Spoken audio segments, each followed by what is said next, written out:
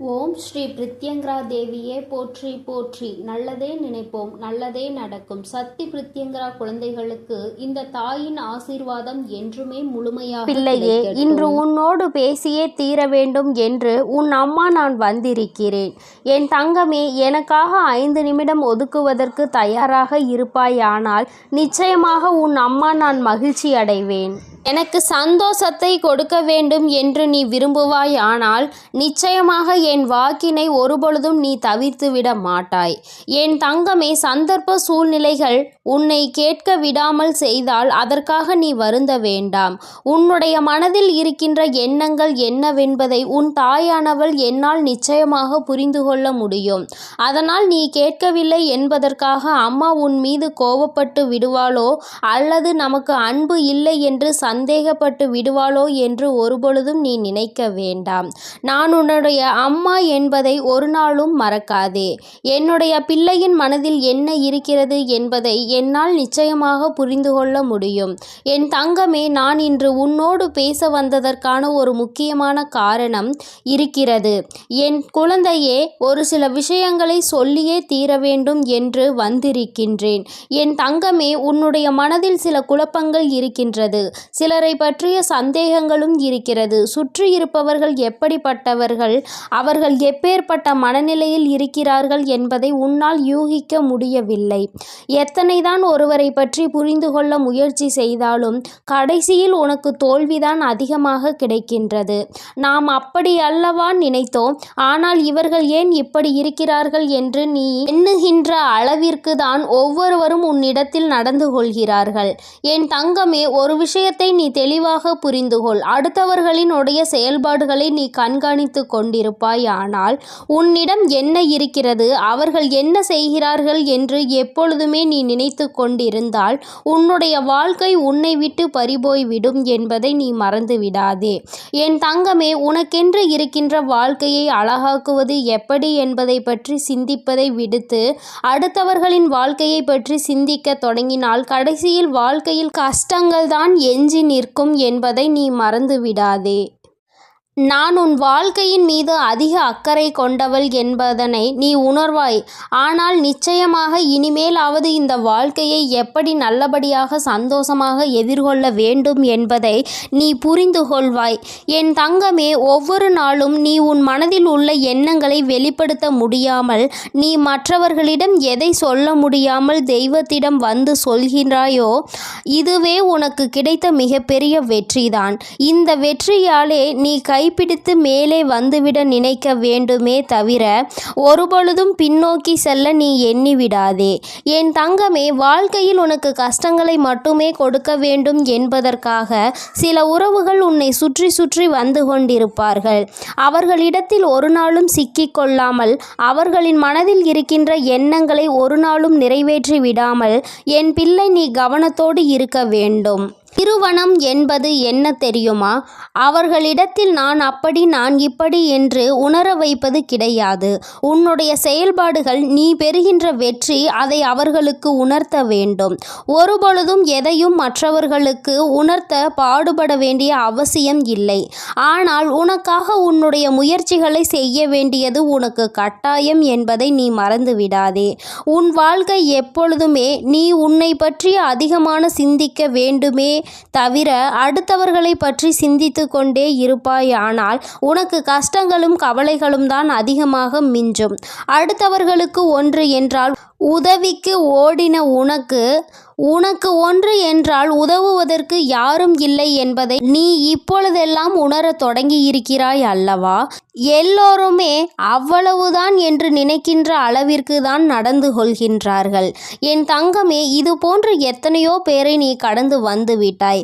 ஆரம்பத்தில் சந்தித்த சிலர் உன்னிடத்தில் இருந்து அத்தனை உதவிகளையும் பெற்ற சிலர் இப்பொழுது உன்னை யார் என்று தெரியாமல் நிற்கும் பொழுது உனக்கு மனது வேதனைப்படுகிறது. வேதனை என்பதை என்னால் உணரவும் முடிகின்றது. என் தங்கமே, இது வேதனைகள் பட வேண்டிய நேரம் கிடையாது. நீ விவேகத்தோடு துணிவோடு செயல்பட வேண்டிய நேரம். அம்மா பலமுறை உன்னிடத்தில் சொல்லி இருக்கின்ற விஷயம், சகுனிகள் நிறைந்த உலகம் இது. அதற்கு உனக்கு எப்பொழுதுமே சிறிதளவாவது சாணிக்கியத்தனம் வேண்டும்.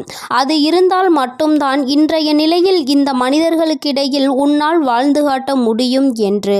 என் தங்கமே, வாழ்ந்து காட்ட வேண்டிய கட்டாயம் உனக்கு இருக்கிறது. ஏனென்றால் உனக்கு இந்த வாழ்க்கையின் மீது அதிக அன்பு இருக்கிறது. இந்த வாழ்க்கையில் எப்படியேனும் எதையாவது சாதித்து காட்டிவிட வேண்டும் என்ற எண்ணம் உனக்குள் உருவாகி இருக்கிறது. இந்த எண்ணத்தை அப்படியே நீ பற்றிக்கொள். ஒரு சிறு துளி அளவு கூட இந்த எண்ணத்தை கைவிட்டு விடாதே. நீ நினைத்ததை உன்னுடைய வாழ்க்கையில் நீ நிச்சயமாக முடித்து காட்ட வேண்டும் என்பதையும் மறந்து விடாதே.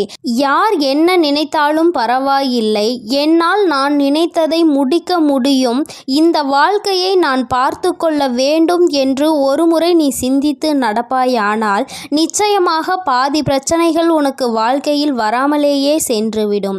பிரச்சனைகளை உருவாக்குகின்றவர்கள் உடன் இருக்கும் பொழுது நீ அதிலிருந்து தப்பித்து செல்வது என்பது சற்று கடினம்தான். ஆனால் உடன் இருப்பவர்களில் யார் எப்படிப்பட்டவர்கள் என்பதை பிரித்தறியக்கூடிய தன்மை உனக்குள் இருக்கின்றது என்பதையும் நீ மறந்துவிடக்கூடாது.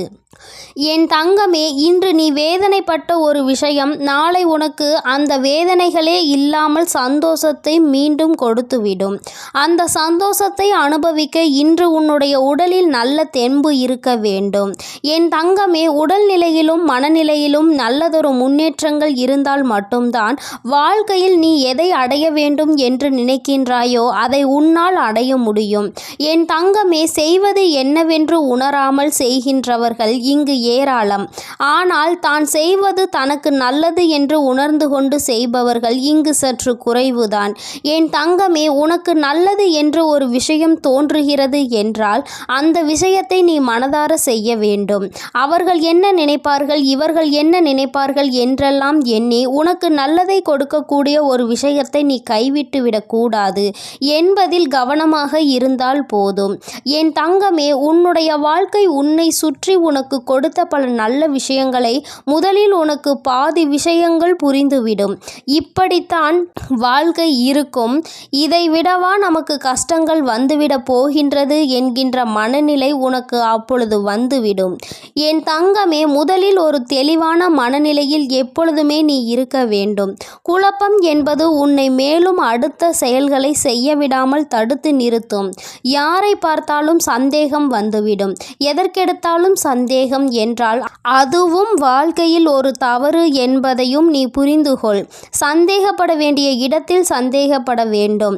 எந்த விஷயத்தை எப்படி கையாள வேண்டும் என்கின்ற திறமையை முதலில் நீ வளர்த்துக்கொள். யாரிடத்தில் எப்படி பேச வேண்டும் என்பதிலும் நீ எப்பொழுதுமே தெளிவாக இருந்துவிடு.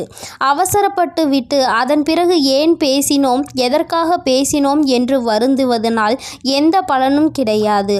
உதிர்த்த வார்த்தைகளை ஒருபோதும் அள்ளிவிட முடியாது என்பதை முதலில் நீ புரிந்து கொள்ள வேண்டும். என் தங்கமே, அம்மா சொல்கின்ற மனநிலையில் நீ எப்பொழுதுமே இருக்க பழகு. அதுதான் உன்னுடைய வாழ்க்கைக்கு மிகவும் நல்லது. உனக்குள் என்ன இருக்கின்றது, உன்னால் எதை செய்ய முடியும் என்பதை உணர்ந்து கொண்டு அதை நீ செய்தாலே போதும். வெற்றி என்பது உனக்கு எப்பொழுதுமே கிடைத்து கொண்டே இருக்கும்.